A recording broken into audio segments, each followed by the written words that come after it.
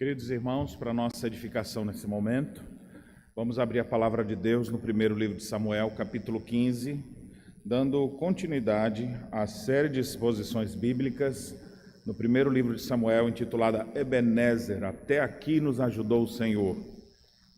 Temos a oportunidade de ver o primeiro rei de Israel e a sequência dos reis que virão.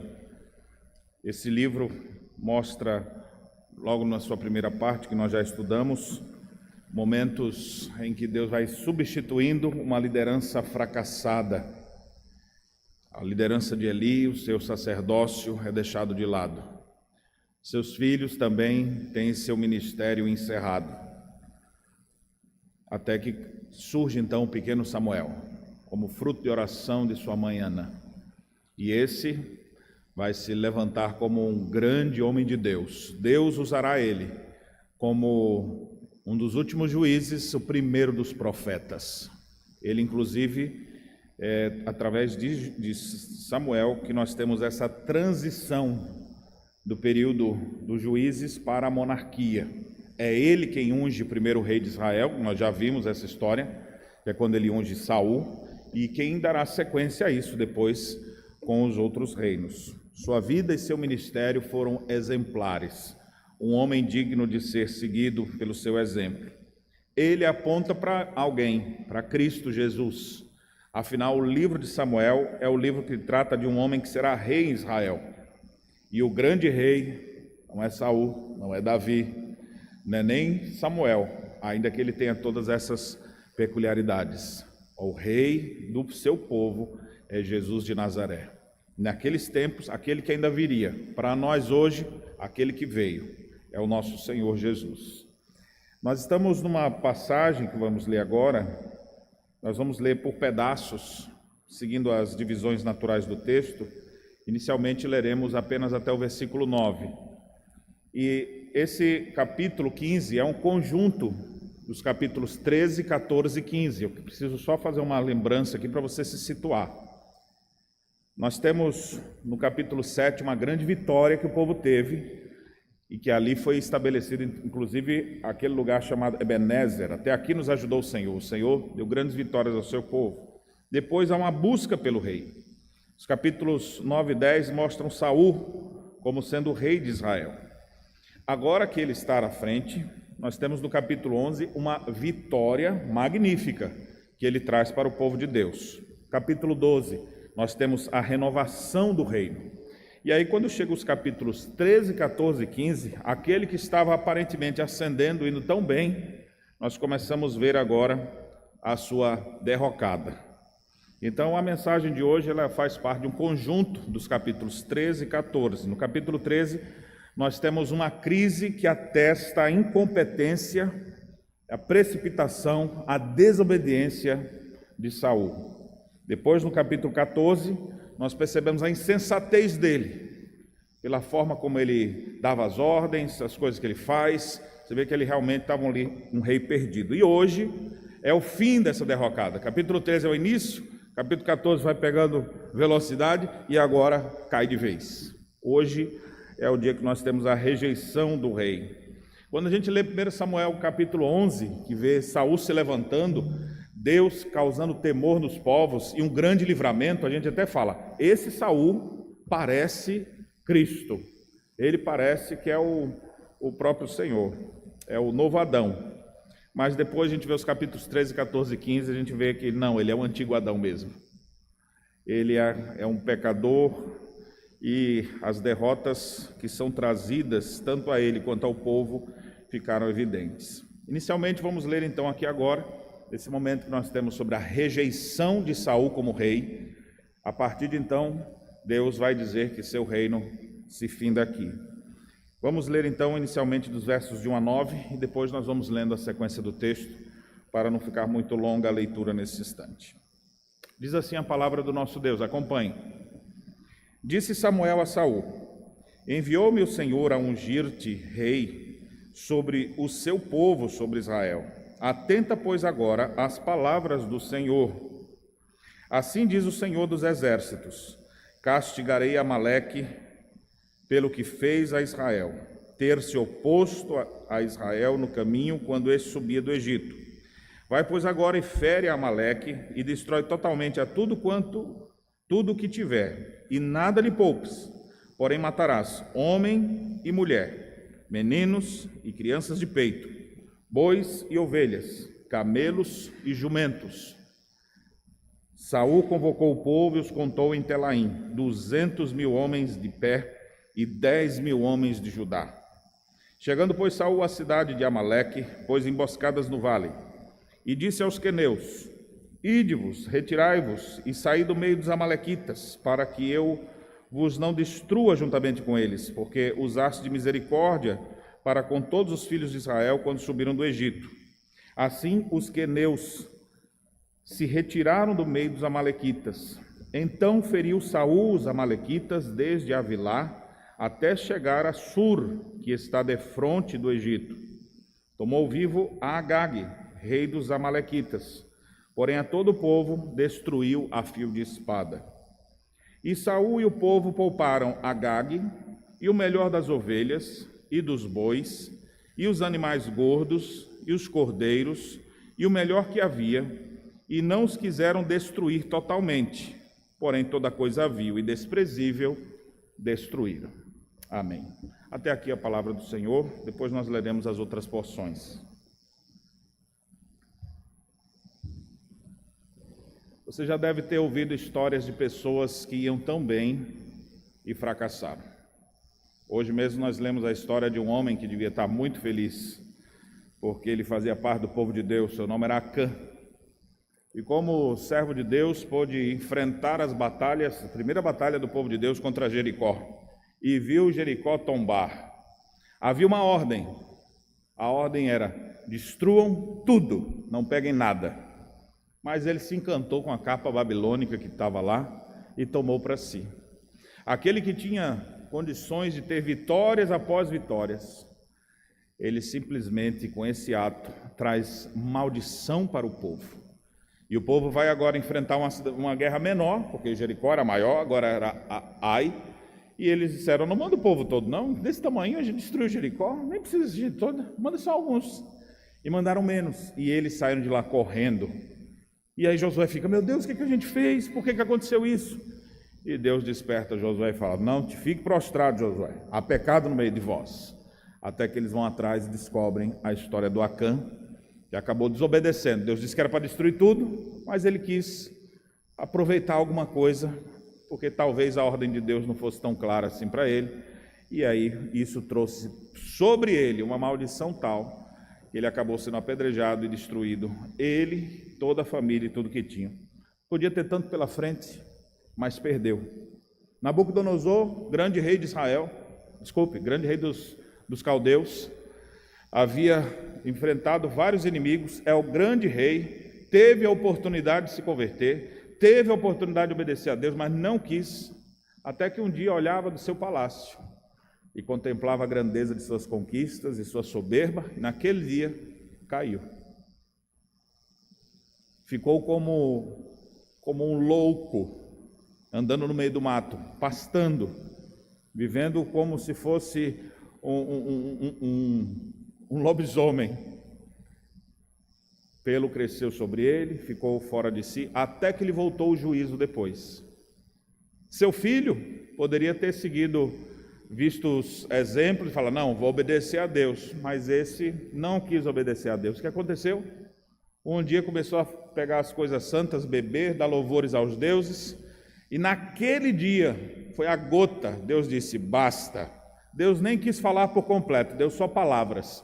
Dedos inscreveram na parede: mene, mene, tekel, parsim. Contado, contado, pesado e dividido. Era só isso que Deus tinha para dizer. Nem tinha muitas palavras.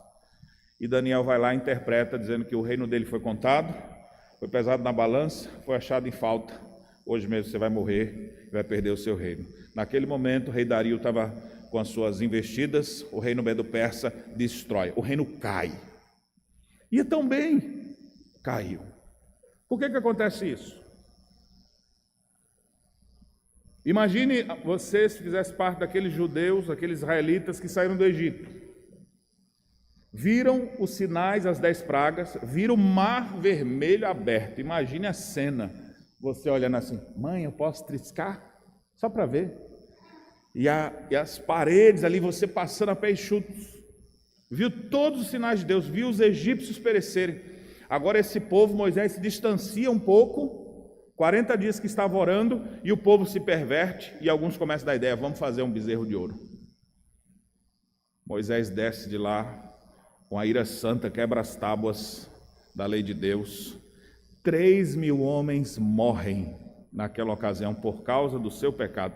Eu fico pensando nessa passagem, esses homens viram todos aqueles sinais, agora tem tanto pela frente, mas eles não tiveram isso mais. Caíram em destruição. E por quê? Porque deixaram de obedecer a Deus, porque deixaram de considerar o temor do Senhor, deixaram de priorizar o reino de Deus e deram lugar às suas próprias cobiças, à sua própria vontade, sucumbiram. Eu citei exemplos bíblicos, mas você deve conhecer histórias de pessoas que tinham uma família tão boa e de repente botou tudo a perder. Você já deve ter ouvido histórias até de líderes religiosos que iam tão bem. Eu não vou citar nome de nenhum aqui, porque só de pensar nisso me dá tristeza. Você via futuros maravilhosos pela frente, mas por causa de uma vida de desobediência, de desconsideração para com as coisas de Deus, perderam tudo. Perderam seus ministérios, perderam suas famílias, perderam até emprego, perderam tudo. O texto que nós lemos hoje fala de alguém que perdeu tudo. O homem foi escolhido, privilégio de ser o primeiro rei de Israel, mas a partir dessa passagem, aquele que tinha o mais alto cargo, agora vai ser rasgado, vai perder esse grande privilégio. O texto que nós lemos então, irmãos, nos fala desse episódio nefasto, entristecedor, da rejeição de Saul, como consequência da sua rejeição aos preceitos de Deus. O texto tem aqui uma estrutura que nós vamos seguir, para a gente examinar e tirar lições para a nossa vida. A primeira parte que nós já lemos nos fala da destruição dos amalequitas. Depois, os versos 10 a 23, nós temos a causa da derrota de Saul propriamente dita, que é a rejeição aos preceitos de Deus. Os versos 24 a 31, nós temos Deus, por meio de Samuel, dando cabo ao seu serviço, ao seu ministério, a rejeição de Saul, e finalmente o texto encerra com a mesma história do início, a destruição dos amalequitas. Nessa primeira parte aqui desse texto, nós temos, e a parte final do texto, a gente percebe Deus dando ordens, a ordem de Deus vai ser cumprida. Ainda que Saul não faça, alguém vai fazer. Deus dá sua ordem e Deus não volta atrás. Começa com a ordem e encerra com a execução, embora no meio haja falhas aqui no caminho. Portanto, quero falar com vocês hoje sobre a derrocada de um grande líder, a derrocada de Saul, a sua rejeição. Como se deu a rejeição de Saul como rei? E você abriu o seu olho. Será que eu não posso perder as coisas que eu já tenho? Será que eu vou ter tudo sempre, porque eu sou a menina dos olhos de Deus? Então Deus me quer tão bem, então nada de mal me acontece? Eu queria que você pudesse refletir um pouco sobre isso. A derrocada do rei de Israel se deu por algumas coisas. E a primeira delas, que nós temos aqui dos versos de 1 a 9, é que ele desconsiderou a ordem divina. Observe o que diz o texto. Deus manda Samuel ir até o rei e diz: eu não te ungi rei sobre Israel, não foi eu que te botei aí, atenta agora às minhas palavras. Observe, o verso 1 já está dizendo o que ele tem que fazer. Qual é a missão? A missão é: o que eu disser, faça, atente para as minhas palavras. E a ordem foi o seguinte: castigarei Amaleque pelo que fez a Israel. Aqui é uma história anterior, quando o povo estava saindo do Egito, vindo para a terra prometida. Um grupo, eles tiveram que passar por algumas terras, teve pessoas que se compadeceram dos israelitas e deram passagem, outros, pelo contrário, impediram ele de passar. e você tem algumas batalhas ali. Uma delas é essa aqui de Amaleque, ela está registrada em Êxodo capítulo 17, se você quiser ler lá depois, você vai ver. É aquela passagem comum, conhecida talvez, que você sabe que Moisés está com os braços estendidos, e aí tem alguém segurando os braços, na hora que o braço sai Abraão daí, Moisés vai baixando, o povo vai perdendo a guerra. Os braços elevados, o povo tinha vitória na guerra. Então é exatamente nesse episódio aqui. Mas eu gostaria de destacar o próprio Moisés falando o que foi que aconteceu. E ele diz isso em Deuteronômio, capítulo 25, a partir do verso 17, diz assim, presta atenção. Lembra-te do que fez Amaleque no caminho, quando saías do Egito, como te veio ao encontro no caminho e te atacou na retaguarda todos os desfalecidos que iam após ti, quando estavas abatido e afadigado, e não temeu a Deus. Então, o que os amalequitas fizeram? Se aproveitaram. O povo estava em guerra, e eles se aproveitaram da fraqueza deles, que eles estavam abatidos, vieram pela retaguarda, atingiram parte do povo. Deus deu vitórias ali, mas eles ainda sobreviveram. E aí, naquele dia, Deus mesmo havia estabelecido o seguinte: quando, pois, o Senhor, teu Deus, te houver dado sossego, e todos os teus inimigos, na terra que o Senhor, teu Deus, te dá por herança para possuíres, apagarás a memória de Amaleque de debaixo do céu. Não te esqueças. Isso está em Deuteronômio, capítulo 25. Então, o erro de Amaleque, os amalequitas, está sentenciado já por Deus. Chega agora o momento de Deus cumprir o que ele falou. Os amalequitas vão ser destruídos, mas Deus é paciente, né?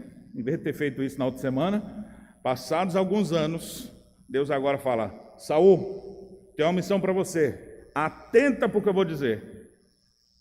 Lembra daquele negócio que aconteceu lá, que todo mundo está achando que eu não estava dando conta? Está pensando que eu esqueci? Não, você vai lá. E você, qual era a ordem lá mesmo? Você vai apagar a memória deles.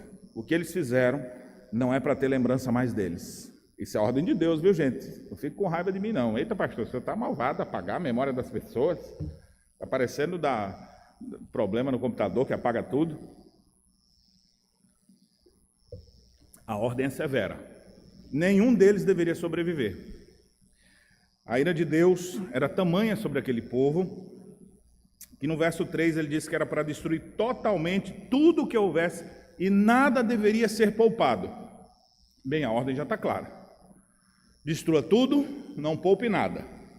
Mas Deus ainda é incisivo, porque pode ser que não entendeu bem. E aí ele diz: matarás homens e mulheres, meninos, crianças de peito, bois, ovelhas, camelos e jumentos. Não é para ficar nada. Então a ordem de Deus é clara, para que alguém não dissesse assim: não, mas isso aqui também, né? Como é que eu não ia deixar isso aqui? Não, Deus falou: destrói tudo. Nós vamos riscar da face da terra os amalequitas. E assim eles foram. Saul, então, com licença, meu comandante, meu general, senhor dos exércitos, vou seguir para a missão. E ele segue então agora. Olha só como Saul é guerreiro. Então ele levanta 200 mil homens para ir contra os amalequitas. É para destruir mesmo. 10 mil de Judá. Esses 210 homens são distribuídos com estratégias de guerra, e o texto diz que ele pôs emboscadas no vale. Ele viu que tinha algumas pessoas que tinham ajudado eles, ele já: vocês saiam da frente, porque se vocês ficarem aqui, vocês vão ser destruídos junto com os amalequitas. E libera os queneus naquele momento. Não é esse o pecado de Saul ainda. E aí diz o texto que eles seguem adiante e começaram a batalha e destruíram todos eles. Tiveram uma grande vitória contra os amalequitas. O rei Agag, porém, fala: esse não mate não, deixa vivo, traga para cá. E alguém falou assim: ô doutor Saul, tem umas ovelhinhas aqui, rapaz, isso dá um churrasco. Ovelha gorda, tem uns cordeiros gordos, tem umas vacas. Ei, negócio aqui tá. Para que nós vamos matar isso, rapaz? Jogar fora, pelo menos alimento. 200 mil homens, nós vamos precisar de comida. Estão morrendo de fome aqui os soldados. Aí começa a vir aquela: é mesmo, né? Para que esse desperdício? Aí ele começa a ter umas boas ideias. E aí o versículo 9 diz que, versículo 8 e 9, mostra aqui a desconsideração da ordem divina. Tomou Agag, rei dos amalequitas, mas o povo feriu a fio de espada. Ou seja, os inimigos foram mortos, mas o rei ficou vivo.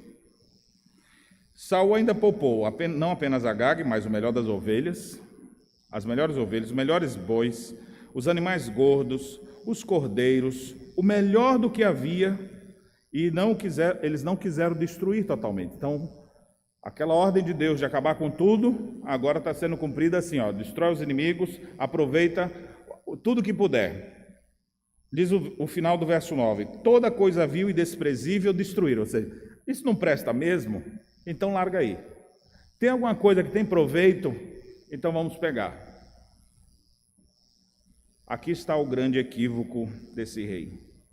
E eu trago uma lição para vocês. Quando ouvir a voz de Deus, não cumpra ela pela metade. Quando Deus disser algo em sua palavra a nós, não fique só com a parte dela. Nós vamos ver na sequência do texto que Saul vai inclusive se justificar de seus pecados, dizendo, não, mas eu cumpri. De fato, cumpriu, matou todos os homens. Sim, eu também destruí, todas as coisas estavam lá. Sim, destruiu, mas não foi só isso. Você não cumpriu tudo que eu disse. E esse foi o equívoco de Saul. Muitas vezes nós também nos equivocamos assim. Obedecemos uma coisa, selecionamos o que vamos obedecer. A Bíblia diz, você deve orar e ler a Bíblia, e você, vou fazer isso aqui. A Bíblia diz, perdoe seu irmão, você fala, não, isso eu não vou fazer, isso não. A Bíblia diz, seja generoso, contribua com seus dízimos e ofertas, você fala, claro, esse eu sempre vou fazer. Aí a Bíblia diz que você deve pregar o Evangelho, você fala, isso eu tenho vergonha, isso eu não sei fazer. E a gente vai selecionando.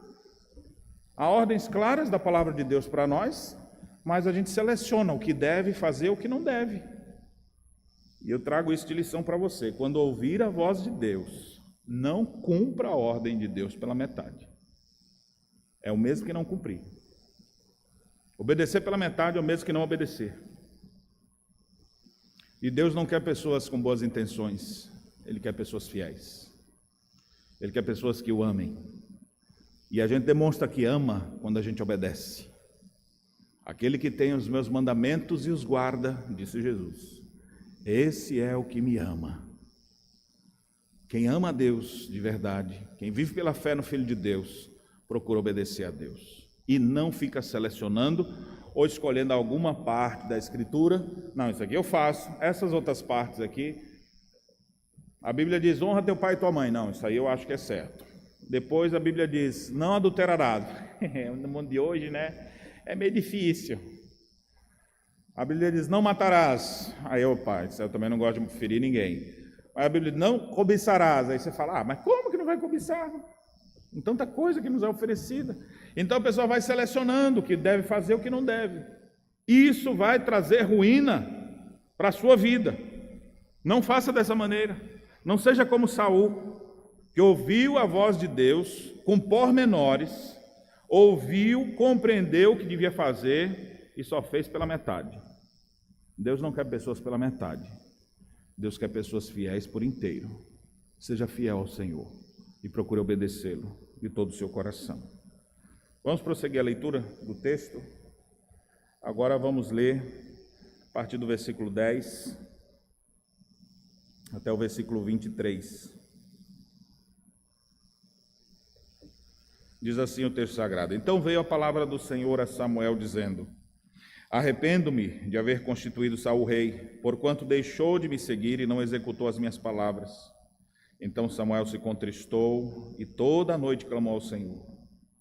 Madrugou Samuel para encontrar a Saul pela manhã, e anunciou-se àquele: Já chegou Saul ao Carmelo, e eis que levantou para si um monumento. E dando volta, passou e desceu a Gilgal. Veio, pois, Samuel a Saul, esse lhe disse: Bendito seja tu do Senhor, executei as palavras do Senhor. Então disse Samuel: Que balido, pois, de ovelha é esse nos meus ouvidos, e o mugido dos bois que ouço? Respondeu Saul: De Amaleque os trouxeram, porque o povo poupou o melhor das ovelhas e dos bois, para sacrificar ao Senhor teu Deus. O resto, porém, destruímos totalmente. Então disse Samuel a Saul: espera, e te declararei o que o Senhor me disse essa noite. Respondeu-lhe Saul: fala. Prosseguiu Samuel: porventura, sendo tu pequeno aos teus olhos, não foste por cabeça das tribos de Israel, e não te ungiu o Senhor rei sobre ele? Enviou-te o Senhor a este caminho e disse: vai e destrói totalmente esses pecadores, os amalequitas, e peleja contra eles até exterminá-los. Por que, pois, não atentaste à voz do Senhor, mas te lançaste ao despojo e fizeste o que era mal aos olhos do Senhor? Então lhe disse Saul a Samuel: pelo contrário, eu dei ouvidos à voz do Senhor e segui o caminho pelo qual o Senhor me enviou, e trouxe Agag, rei dos amalequitas, e os amalequitas os destruíram totalmente.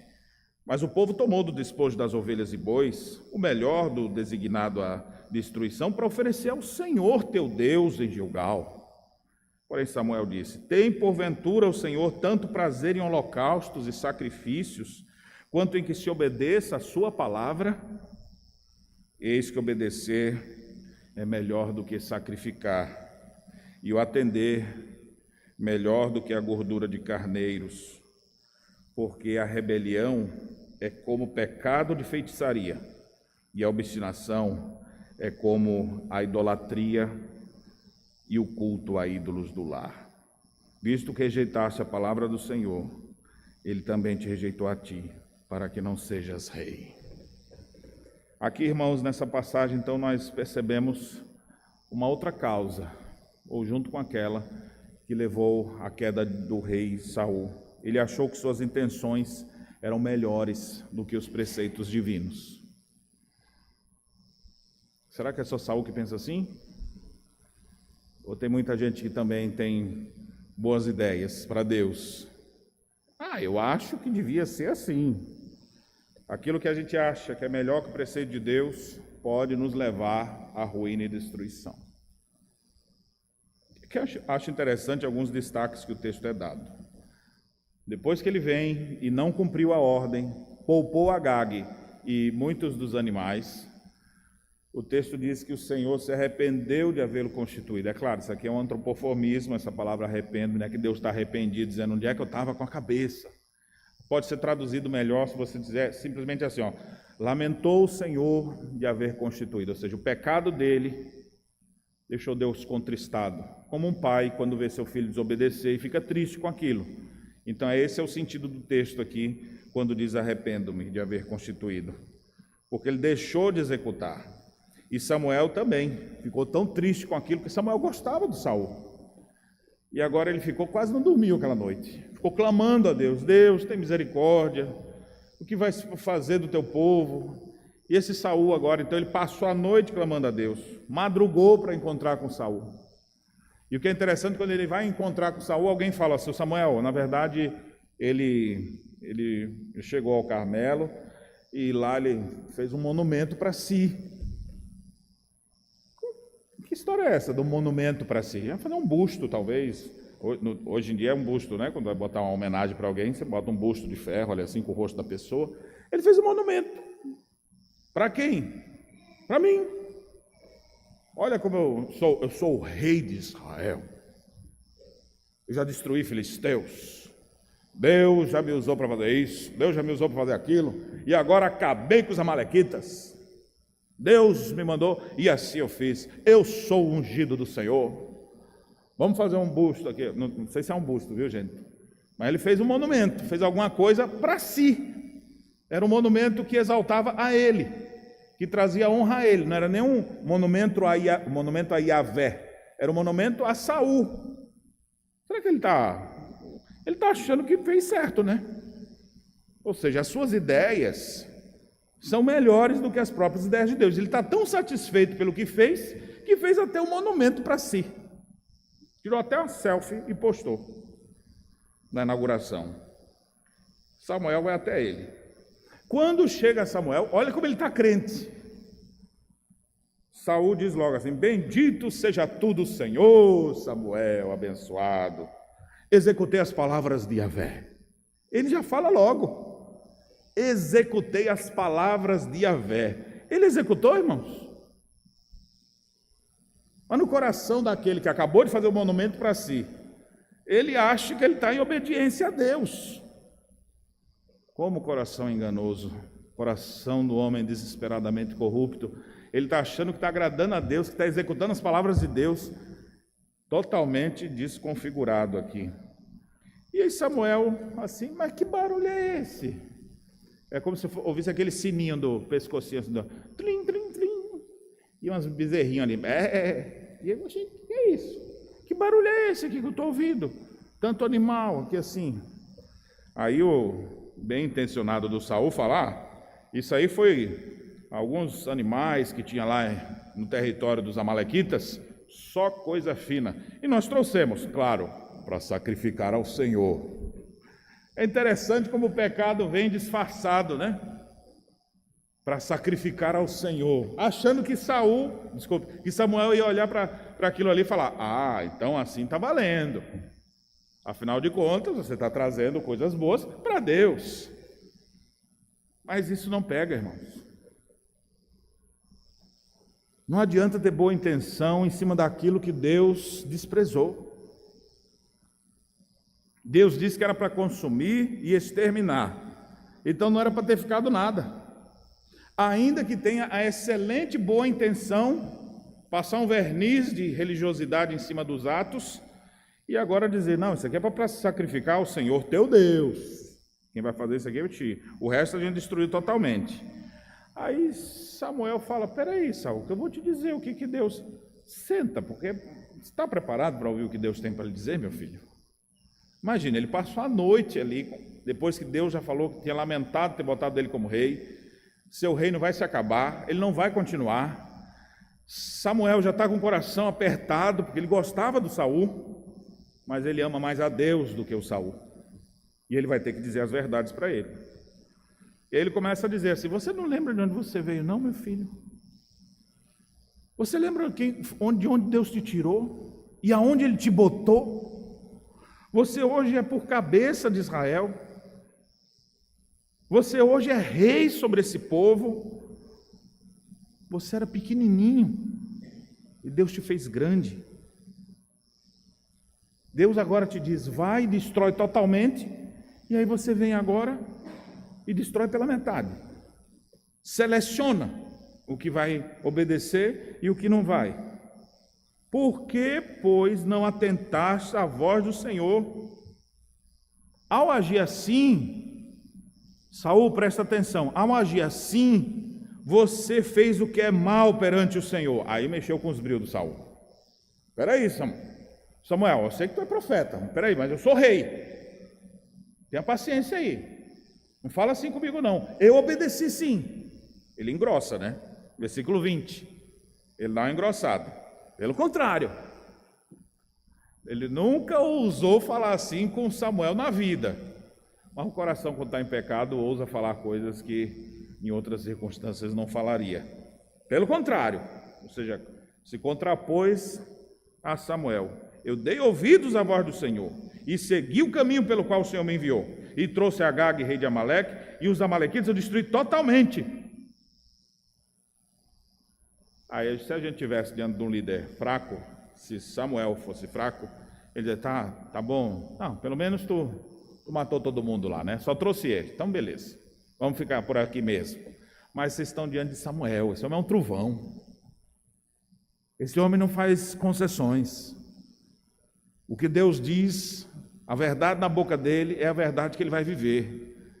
E isso é inspirador para nós. Porque desse texto, irmãos, nenhum de nós se parece com Samuel. Nós parecemos com Saul, que se justifica, que esconde os seus pecados, que diz coisas para esconder a malignidade do seu coração. Olha quantas coisas que ele fez. Primeiro ele fez um monumento para si, para celebrar suas conquistas, né? Afinal ele é o grande rei. Depois ele engana o coração ao achar que cumpre a vontade de Deus, versículo 13. Executei as palavras do Senhor. Agora aqui no versículo 20, ele se justifica do seu pecado. Samuel repreende ele e ele se justifica.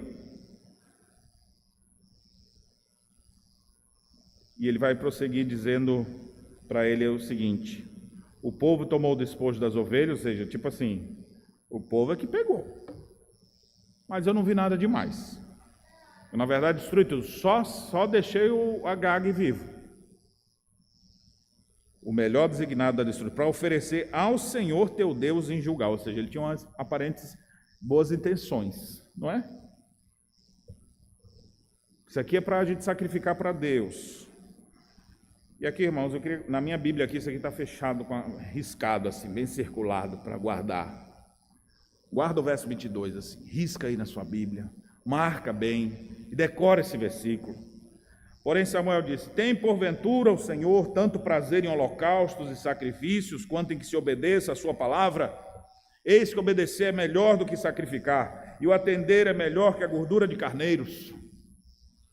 Presta atenção nessa frase aqui: obedecer é melhor do que sacrificar. E aí o texto encerra dizendo: porque a rebelião, ele está chamando assim, a desobediência é rebelião. A rebelião, Deus dizer uma coisa, você não cumprir e fazer outra, isso é rebelião contra Deus. A gente pensa que rebelião é só daquele que fala: não faço nada do que o Senhor disse. Fez pela metade é rebelião. Não é só aquele que não faz nada. E ele conclui dizendo: a rebelião é como pecado e feitiçaria. O que você fez ao não executar a condenação sobre os amalequitas, como eu havia dito, por ter obedecido pela metade, é como se você estivesse fazendo feitiçaria. É como se você estivesse fazendo coisas assim. A obstinação, ou seja, você ficar resolvido numa coisa e insistir nela, é como se fosse idolatria e culto a ídolos do lar. Ou seja, a desobediência aqui comparada a outros pecados, porque aparentemente o Saul foi fenomenal, pelo menos no perfil dele estava assim, né? O homem fez talvez um obelisco, um monumento lá para ele mesmo, ele não pecou, ele se justifica o tempo inteiro e assim segue. Meus irmãos, guarda essa lição aqui desse texto: obedecer é melhor do que sacrificar. Religiosidade sem obediência é coisa vã. Você que diz que é religioso, que está aqui agora, que está me ouvindo em casa, acompanhando aqui essa mensagem, você ser religioso, você ter uma Bíblia, você orar, você se declarar cristão, mas ao mesmo tempo não obedecer os preceitos de Deus, fazer as coisas conforme a sua própria inclinação, meu irmão, isso é vão. E pior, você está em rebelião contra Deus. Não obedecê-lo é como se estivesse em rebelião contra Ele. É o mesmo que você vê uma pessoa, um feiticeiro, Deus me livre, ó, em nome de Jesus, eu não tenho esses problemas, está repreendido. Ou outro que é idólatra, aquilo é um idólatra, coitado, fica se prostrando diante de imagem de escultura. Bem, você está fazendo igual, conforme o que é dito aqui. A sua rebelião é comparada a esses pecados. E nós não podemos achar que isso é normal. Quantas vezes a gente não se justifica dos nossos erros, né? Esse mês eu não fui no culto, porque na verdade eu tinha que fazer umas coisas em casa, mas eu continuo firme. Esse mês eu não dei o dízimo, tem uns 3 meses na verdade, assim, mas é porque é melhor, a Bíblia diz que é para a gente ter um bom testemunho perante as pessoas. Estou com as dívidas lá fora, então depois que eu resolver aquela, eu ajudo aqui na igreja. A gente vai justificando. Na verdade eu não fui numa festa, eu passei na frente e demorei um pouquinho, parei para comprar um espetinho, que o cheiro estava bom, e acabei passando umas 2 horas ali, mas só de passagem, eu não fui lá. Já viu como é o coração da gente? Sempre se justificando. Sempre se justificando. Por que não vem no culto? Porque eu já fui semana passada, né? Não, eu sempre vou. Tem gente que nem vai, o tanto que eu vou. Aí a gente se justifica em cima dos erros do outro. Já foi de manhã, para que eu vou de noite? Se eu vou de noite, então para que eu vou de manhã? Não. Uma vez já está bom, porque tem gente que tem 2 meses que não apareceu na igreja. Eu acho que eu indo uma vez, eu já estou muito bem. Você já viu que as pessoas usam várias situações, circunstâncias, para justificar seus erros. Isso é próprio do coração pecador. O casal está em crise, todo mundo está errado, mas nenhum acha que está errado. Quem está errado? Ele. Um aponta para o outro. E a gente vai se justificando e continua nos mesmos erros. O pecado é assim. E ele faz com que a gente se destrua. O pecado é uma coisa que a gente tem que botar para longe de nós. Nós não podemos fazer concessões. O que Deus ordena em sua palavra, precisamos obedecer. Porque obedecer é melhor do que sacrificar. Pergunta que eu faço para você antes da gente seguir para a próxima porção do texto. Você tem se justificado dos seus pecados? Ou você tem reconhecido as suas misérias? Quando alguém lhe aponta os erros, porque às vezes você ora a Deus, né? Dizendo, Deus, eu quero crescer em santidade, ou Deus me faz uma pessoa melhor. Aí Deus pega e levanta alguém para dizer, tu está errado nisso, faz assim, assim, assim. Quem você pensa que é? Eu não estou fazendo nada disso.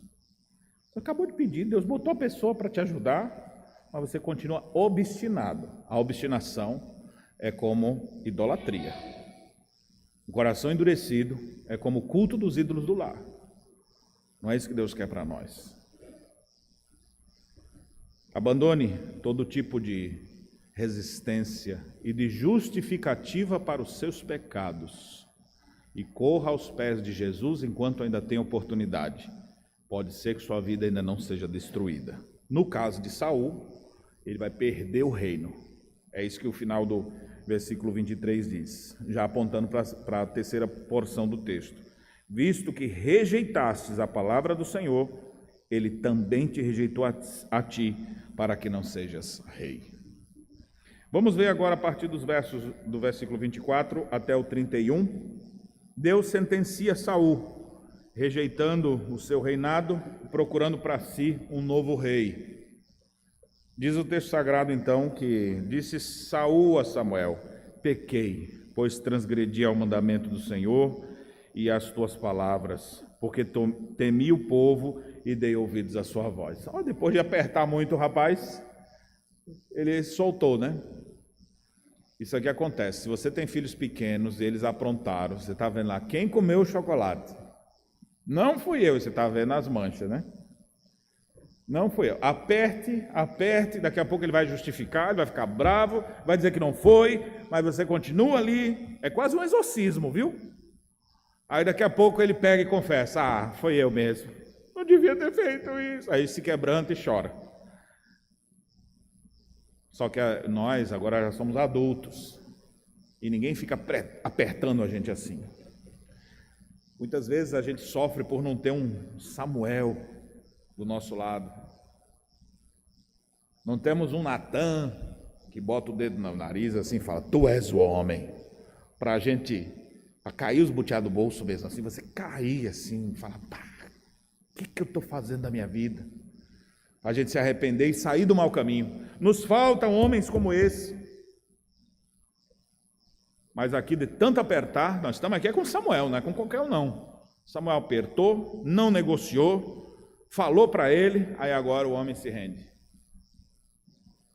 Ele se rende. Pequei, transgredi o mandamento de Deus, peguei contra ti também, Samuel, não obedeci o que o Senhor mandou eu fazer. Será que ele está arrependido? Será que é um arrependimento ou é um falso arrependimento? Aparente arrependimento. Vamos observar. Na sequência ele diz, agora pois te rogo, perdoa-me o meu pecado e volta comigo, para que adore o Senhor. Volta comigo. Ele não quer deixar de estar do lado do homem de Deus. Volta comigo. E Samuel então diz para ele, eu não tornarei contigo, visto que rejeitaste a palavra do Senhor, já ele te rejeitou a ti, para que não sejas rei sobre Israel. Aí Samuel dá aquele golpe assim, não, Samuel, não me deixe.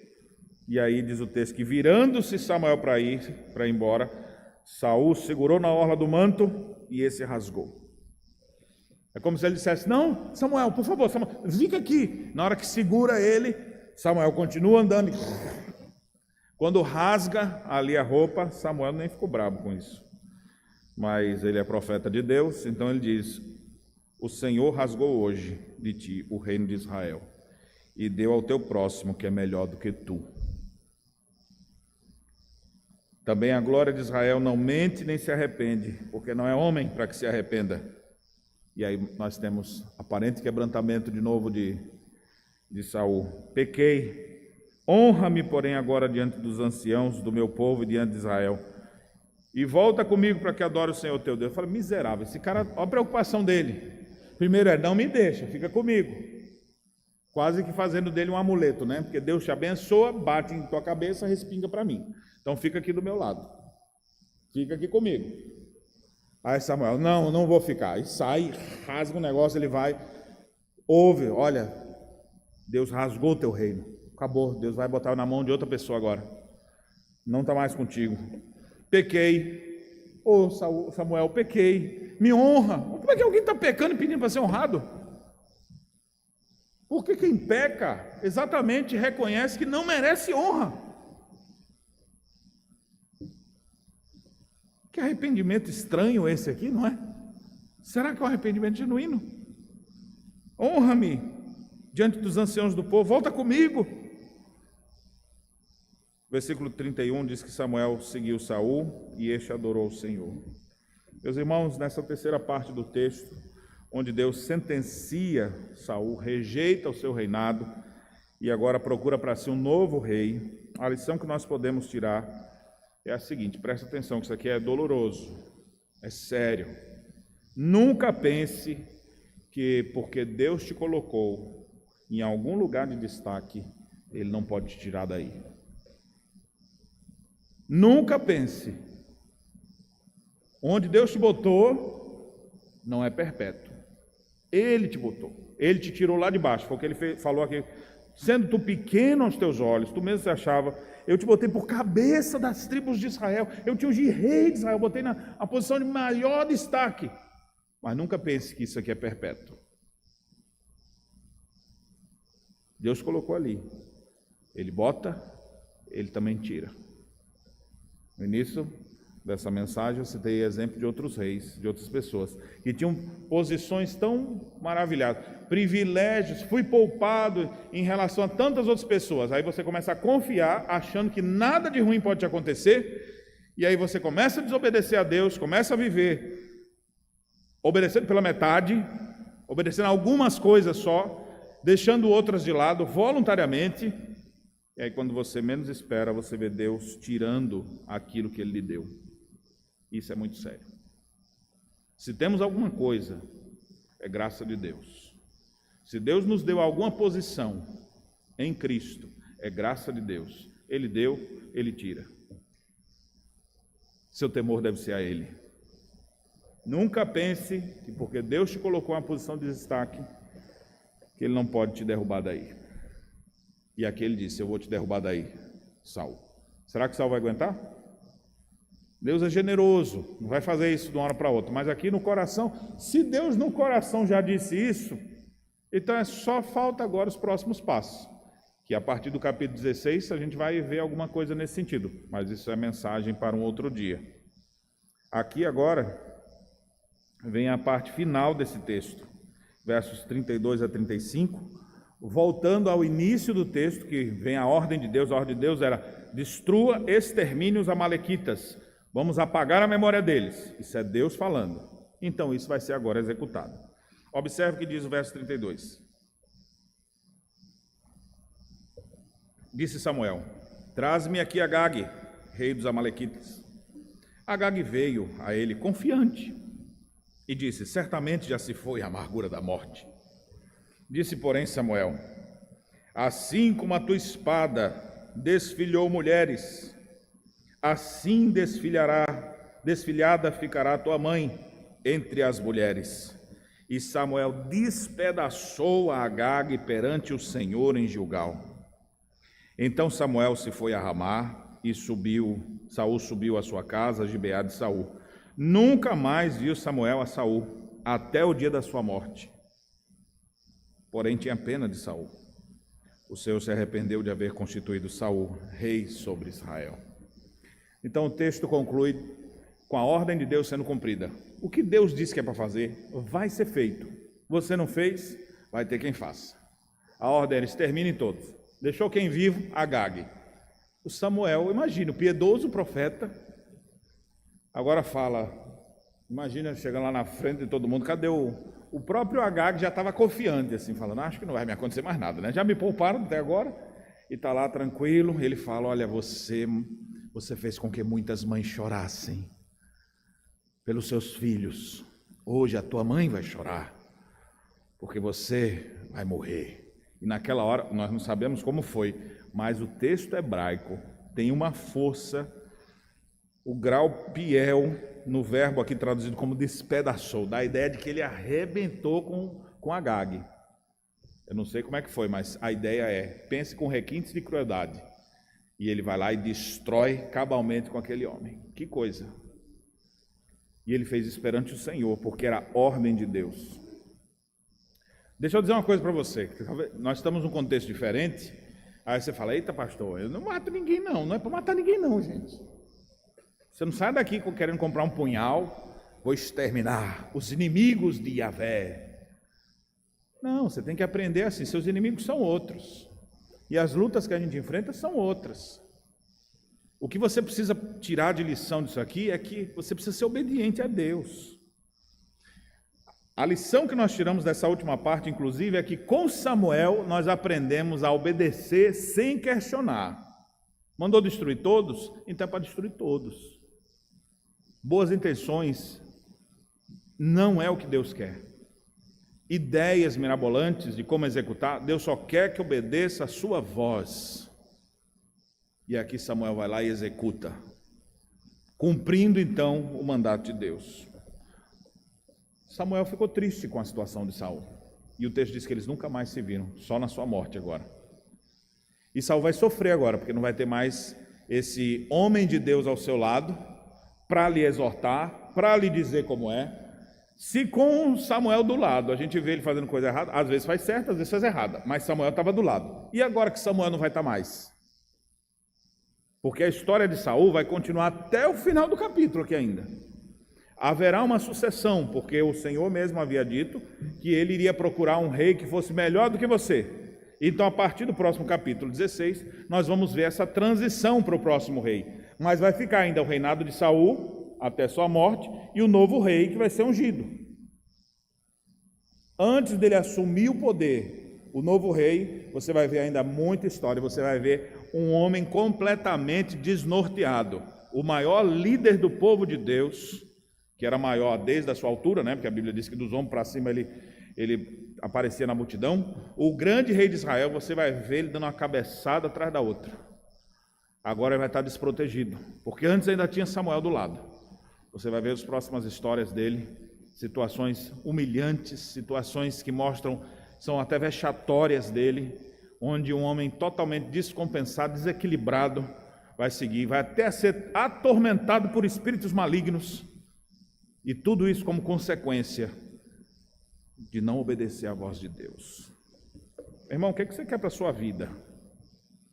Você quer viver de qualquer jeito ou você quer aprender a obedecer sem questionar?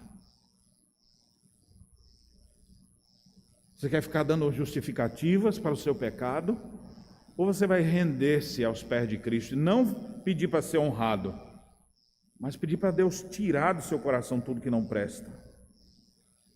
Nos capítulos 13, 14 e 15, nós temos a derrocada de um grande líder. No capítulo 13 é só o início. Capítulo 14 ele ainda tem as vitórias, mas aquelas vitórias escondem já a derrota do seu coração. E aqui ele desobedece e perde tudo. Para finalizar, eu gostaria de fazer alguns contrastes e últimas aplicações. Primeiro contraste é entre Saul e Cristo.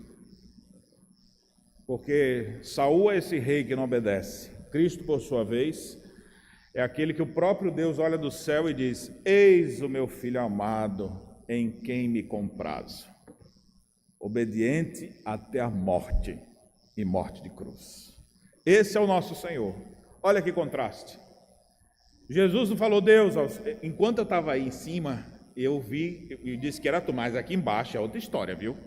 Então aqui não vai dar aquela parte assim, não vai dar para cumprir, então só dá para fazer isso aqui. Você não vê? Não, Jesus vem cumprir cabalmente em perfeita obediência ao Pai. Nenhum de nós é capaz de fazer o que Jesus fez, e é por isso que nós vivemos pela fé. A fé em Jesus Cristo que faz com que Ele, que é uma pessoa que está presente ao nosso lado, nos habilite a vivermos em obediência a Deus também, porque se não for obra de Cristo, nós não vamos conseguir.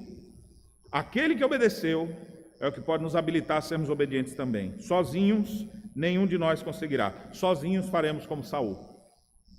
Às vezes vamos até obedecer, mas pela metade.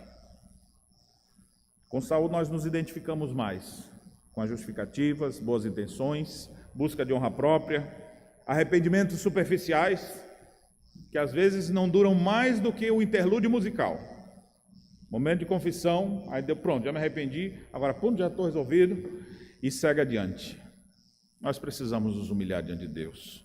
Nós precisamos que Deus nos gere em nós arrependimento verdadeiro, que faça com que a gente abandone a vida de desobediência e siga obedecendo ao Senhor. O reino de Saul foi rasgado, assim como o pano da veste de Samuel. O pecado nos separou de Deus, mas a obra de Cristo rasgou o véu que nos separava dele. Pelas nossas ações pecaminosas, somos rasgados e rejeitados. Mas pela graça de Cristo, Ele rasgou o véu para nos salvar de todas as nossas desobediências. Precisamos de Cristo, desesperadamente. O rei Saul caiu, mas o legítimo rei continua sobre o trono. E o Senhor vai procurar alguém melhor do que ele. Será que vai ser Davi? Não perca as próximas mensagens. Mas já adianto para você, o rei que nunca desapontará o Senhor não será Davi, nem Salomão e nenhum dos reis que ali passaram. Por melhores que sejam, no máximo eles apontarão para o rei que agrada a Deus, Jesus Cristo. E Deus olha para ele e diz, em ti me comprazo, a tua obediência me dá prazer. E nós só somos amados e queridos por Deus porque a obediência de Cristo nos é imputada. Quando Deus olha para nós, em vez de falar, ai meu Deus, de novo, sabe, em vez de dar aquela raiva, aquela revolta, Deus olha para a gente e fala, meu filho querido. Por que Deus fala assim com a gente? Por que Deus nos recebe? É porque quando Deus olha para nós, não vê a gente, Ele vê Jesus. A justiça dele nos é imputada, é por isso que nós vivemos pela fé. Mas não é porque nós vivemos pela fé que a gente não obedece. A obediência não é para a gente ser salvo, a gente obedece porque fomos salvos. E queremos agora agradar a Deus, porque Ele nos tirou do lamaçal do pecado, era para a gente estar rasgado, rejeitado e destruído. Mas Ele veio até nós, tirou a gente desses lugares. E agora que nós estamos nele, em Jesus, tudo que nós queremos é amá-lo. E quem ama, obedece. Que Deus abençoe as nossas vidas, irmãos, para que nós possamos viver assim. E lembre-se, obedecer é melhor do que sacrificar. Portanto, obedeça sem questionar. É a lição de Deus para as nossas vidas. Que Deus nos abençoe. Amém.